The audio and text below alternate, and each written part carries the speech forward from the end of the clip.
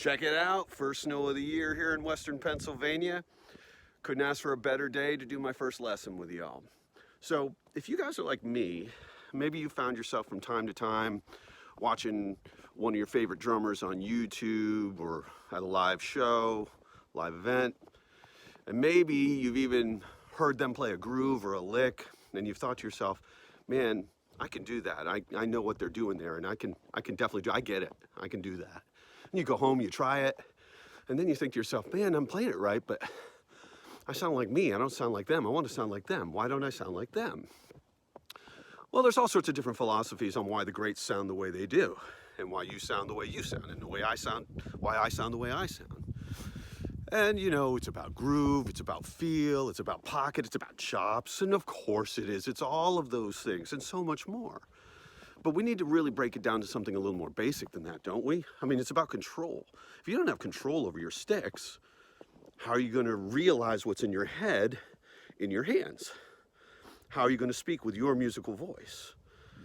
So I've been pacing around my house in the snow for quite some time, pondering what is the most simple, basic idea that I can impart to you in this lesson. And I think I've come to the conclusion that it's all about stick heights, dudes.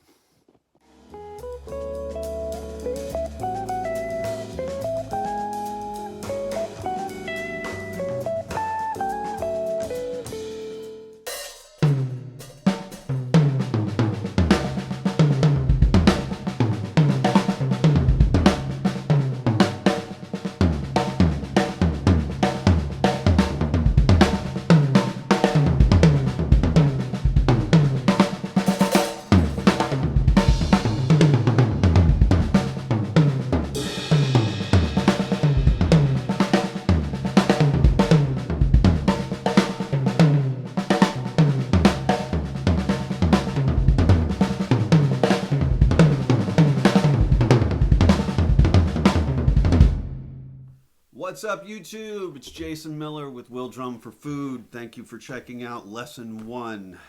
So I've been thinking long and hard about what I was going to do for my first lesson, and I move slow because I want to do things right and I don't want to half-ass anything. I'm going to do lessons that are for novices. There'll be stuff that are for intermediate to advanced players. This one I think is for novice to intermediate player, or to someone who's kind of beginning to feel like they're a more mature player, but they're wondering, why don't I sound like, you know, the greats? You know, why don't I sound like Eric Moore?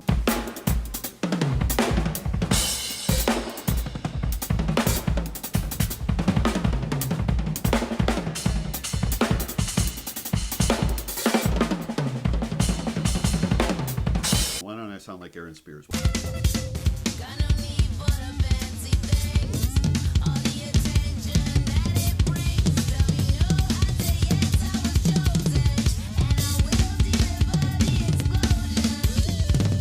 Why don't I sound like Vinny?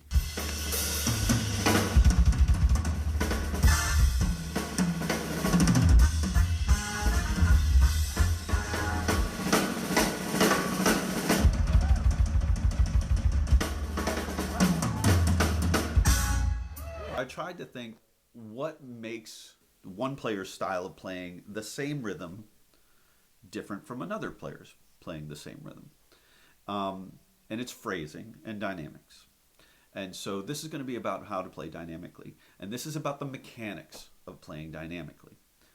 It's about stick height. If there's one thing I can impart to you today, being able to control where your stick is at all times is paramount to being a great musician and artist, is paramount to advancing your playing. And I think it often goes neglected. So we're going to break strokes down into basically just a handful of categories. We're going to start with the two most basic, generic types of stroke. I refer to them as downstroke and legato stroke. So what's a downstroke? Okay, so we have our starting position, our home position. That's what I'm referring to. You know, just like when you're typing on a keyboard, home position is A, S, D, F, J, K, L, semicolon, right? So every time you type a key, when you're typing, your fingers are supposed to return to that home position. So there are different there are different home positions. People have different philosophies. I have mine. I'm not going to get into that. However you play, I'm not trying to change that. But whatever your home position, it should be that your beads, the bead position of your drumsticks is in the center of the head or just off center, and tips as close together as they can be without actually touching, right? Whether you're a German style player, which is hands totally flat, or you're a French style player where your hands are in, or an American style player, which is kind of where I fall when I'm playing drum set, where it's kind of halfway in between, you want those tips at the center of the drum, no more than 2 inches off the head. Because if I want to be able to play dynamically, I need to be able to control where the stick is. Because how do we play louder? It's velocity, right? And in order to gain velocity, we need to have height, right? So if I want to play 16th notes loud, 1 E and a, 2 E and a, 3 E and a, 4 E and a. And for those of you who are complete novices, 16th notes is when you take the beat, the count, 1, 2, 3, 4, and you divide it into 4 equal subdivisions. 1 E and a, 2 E and a, right? Now, that's a fine rhythm, right? And you'll see a lot of people play a filler on the drum.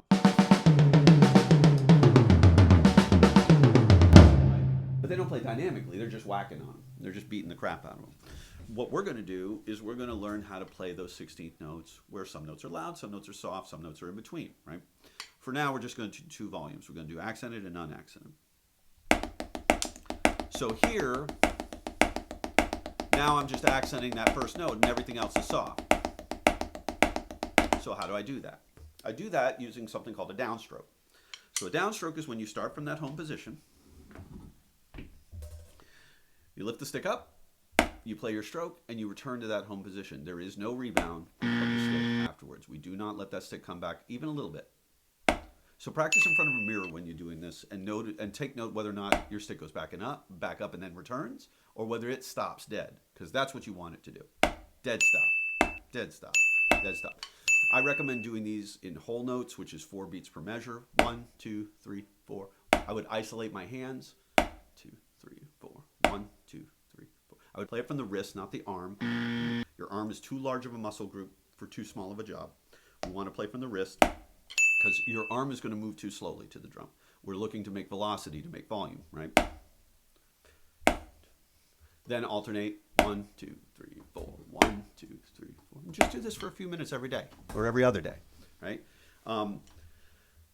The second type of stroke, the second basic stroke, is one that I refer to as a legato stroke. A legato stroke is executed the same way. You can start down or you can start in the up position, either way, but it's the same stroke.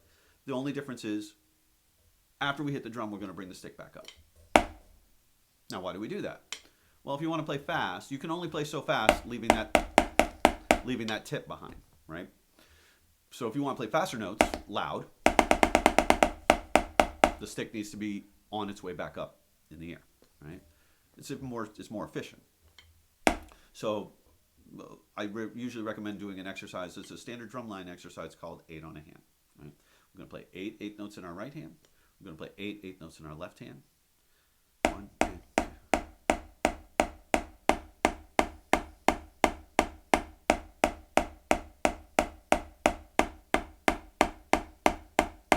You can incorporate a little bit of finger, but try and isolate it to the wrist, right? The 8th note, the last note of each 1 and 2 and 3 and 4 and, or 1, 2, 3, 4, 5, 6, 7, 8, that 8th note, A and a 4, needs to be a downstroke because we don't want this stick floating while this stick is playing. So, freeze, freeze, freeze, freeze, stop. Stop on that right, give yourself 3 count, 2, 3, 4.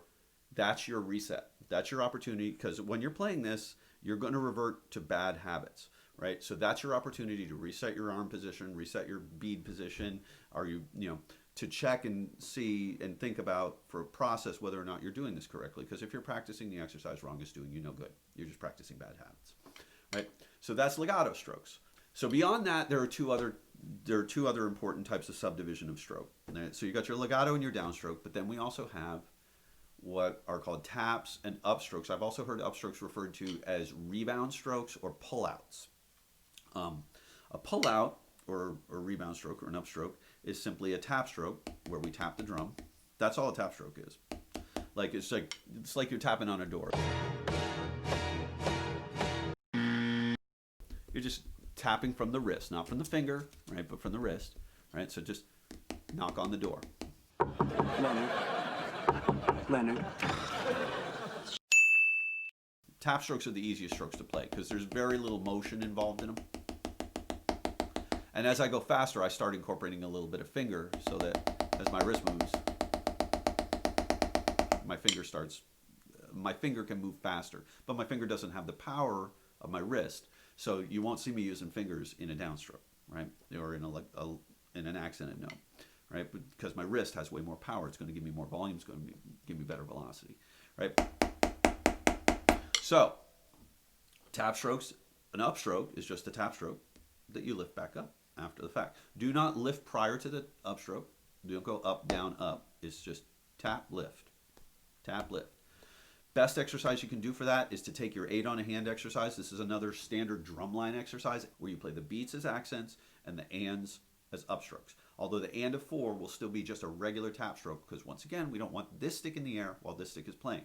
So we're going to go 1 and 2 and 3 and 4 tap, 1 and 2 and 3 and 4 tap, 1 and 3 and 4 tap, down, up, down, up, down, up, down, tap, stop. Reset, 2, 3, 4. Do it again. 1, 2, 3, 4.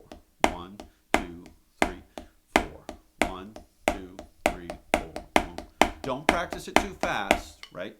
Because it will take time to get control of that height and that downstroke. We don't want to be going where there's like a 3-inch differential between our accent and our tap. You want as big of a difference as you can muster because that's the kind of control you need to play dynamically around the kit. You know, if I come over to the drums, do the same thing. And then that translates very simply. That'll translate around the kit. You know, if I take that accent tap exercise, right? And I put in taps in my left hand. Now I'm playing accent in 16th notes. Now when I'm moving around the kit, my hand will adjust as I move to the right. My right hand will adjust from an American style grip to a French grip, right? When I'm playing on my ride cymbal, my hand's turned in, right?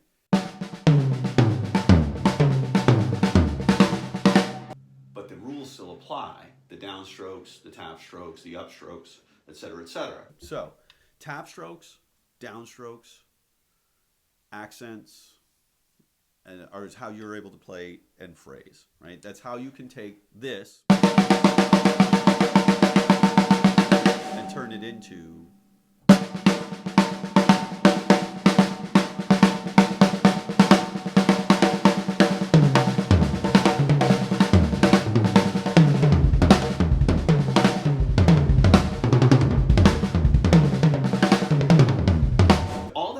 combination of these 4 types of stroke that I've mastered, and then a few other little things like, you know, being able to play linearly. That I started throwing in some kick drums, replacing some hand strokes with some kick drums, which is actually going to be what I discuss in my next lesson. Let's even take the most basic, you know, pretty vanilla, right? So all I did was I'm crescendoing through that. All of a sudden that has a lot more interest to it, right? And you're actually saying something rather than whack, whack, whack, whack, whack, whack, whack, whack, whack, whack, whack, whack, whack. The last thing I want to do is give you 2 examples utilizing, having these strokes work together. The first one is one of the most basic exercises anyone can do is a rudiment called a paradiddle. I'm sure you've heard of it. Right, left, right, right would be a right paradiddle. Left, right, left, left. It's just a basic sticking pattern. 2 alternating strokes followed by a double stroke, all of them evenly spaced. When I teach paradiddles to my students, I teach them to learn them playing accents on the first note and the remaining notes as taps. But in order to develop speed, you have to be efficient. And to be efficient, what we're going to do is the second note of that paradiddle, the 1 E and a, or the paradiddle, right? We're going to make it an upstroke.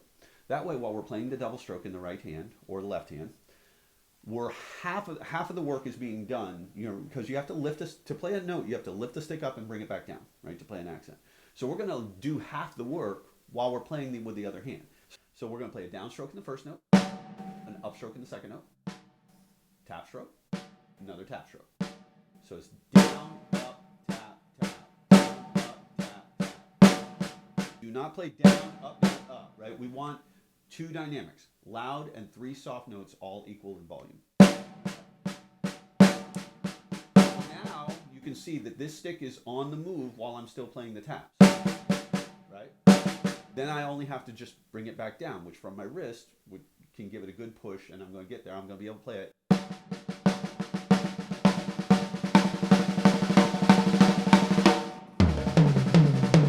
That still applies to moving around the kit. I'm accenting those toms. I'm not just hitting them, and I'm still playing softer notes in the snare drum.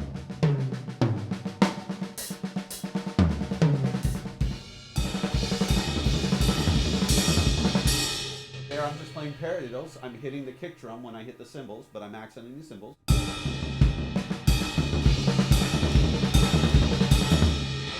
My right hand's going between the ride cymbal and the floor tom. My left hand's going between the crash cymbal and the snare drum. But again, playing dynamically, playing with height control. The other one I want to give you is a little bit more advanced of a pattern. This is a 9-note pattern. It's based on 16th note triplets, 3 16th note triplets, and it utilizes the following sticking. Right, left, left, right, right, left, and then right, right, left. We're going to accent the first partial of the first triplet, the third partial of the second and third triplet. The first sticking, right, left, left, right, right, left, is something called a 6-stroke roll. A 6-stroke roll can be interpreted two ways. It is a rudiment. It can be interpreted in 16th notes, where you play an accent on the one and an accent in the left hand on the and then E and are diddled and unaccented. I'll do it on the pad. That's a little more of a stiff, kind of rigid interpretation of it. On drum set, frequently people will interpret this rhythm as 6 tuplets or 16th note triplets. So the only difference is the sticking is the same, but the spacing of the notes is equal across the board. Here we're playing short, long, short, short, short, short, long, long, short, short, short, long. Now it's all going to be one length. 1 is 2 is 3 is If you ever watch like solos of like some really famous drummers, particularly jazz drummers like Buddy Rich or whatever, you'll see 6-stroke rolls throughout their playing, that sticking pattern. So what we're going to do is we're going to play those first 6 notes. Now, so the first note's a downstroke. We have a tap, then an upstroke, then tap, tap, down. Down, tap, up, tap, tap, down. Then the last 3 notes are going to be another right, right, left. It's going to be right, down, tap stroke, upstroke in the right, accent in the left, down. Right? So down, tap, up, tap, tap, down, tap, up, down.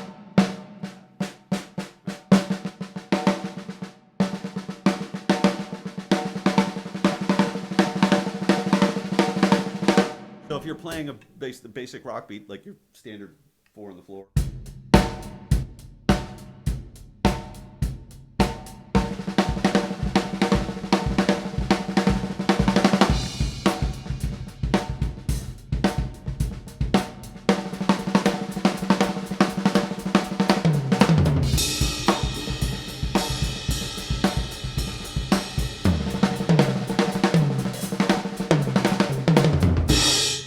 I'm throwing in some just hand-to-hand 6 tuplets at the end because it being a 9-note pattern, I was playing it as a 2-bar fill across 8 beats, and it doesn't mathematically line up, so I have to throw in just like a at the end. Put the accents on the tom-tom.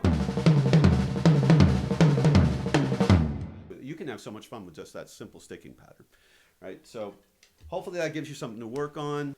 Also try and incorporate into this some videos of some great drummers playing dynamically, so you can kind of see, and I will try and link those things in the comments below. If you think there are things I need to improve on when I'm doing this, if you have suggestions for me, or if you just want to comment, please feel free to comment. You know, we're all here to learn, we're all here to improve. So And I hope you all are staying safe. And I will see you next time once I figure out what the hell I'm doing. Peace, brothers. Play that. Kind of ghost noting my left hand.